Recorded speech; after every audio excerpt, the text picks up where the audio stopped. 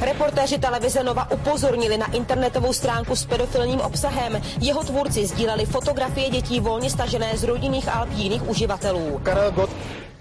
Reportéři televize Nova upozornili na facebookovou stránku s pedofilním obsahem. Chvíli poté, co jsme se o něj začali zajímat, tak ze sociální sítě zmizela. Šlo o profil, jehož tvůrci sdíleli fotografie dětí volně stažené z rodinných alb jiných uživatelů. Fotky doprovázely komentáře se sexuálním podtextem. Zda šlo opravdu o aktivitu pedofilů nebo jen o hloupý žert, teď vyšetřuje policie. Případ je každopádně velkým varováním pro rodiče, kteří na internetu volně sdílejí fotky svých dětí.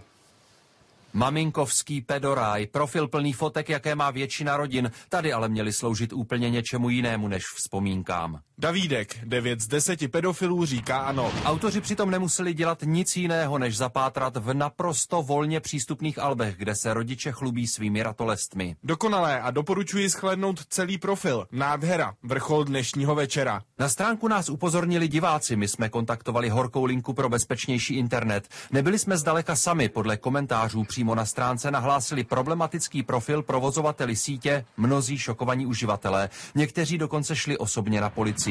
Oznamovatel uvedl, že se na sociální síti Facebook objevila stránka, na které by se mohla veřejně šířit dětská pornografie. Stránku někdo vytvořil 16. listopadu. Dnes zmizela, chvíli poté, co jsme se o ní začali zajímat. Pedofilové většinou takto rozkrytě svoje materiály nezdílejí. I kdyby šlo jen o hloupý vtip, pedofilních stránek se objevuje spousta a mohou na nich být i fotky vašich dětí, pokud je budete volně sdílet. Každá nezabezpečená fotka na internetu žije svým vlastním životem. To, že původně byla v rodinném albu, vůbec neznamená, že se v zápětí nemůže objevit v galerii pro pedofily.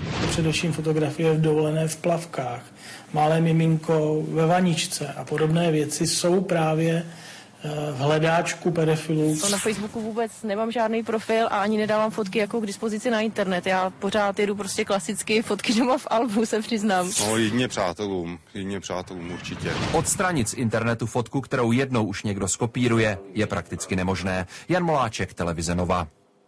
A případ sleduje právě kolega Jan Moláček, který je teď s námi ve vysílání. Honzo, jaká je šance, že policie vypátrá autora stránky?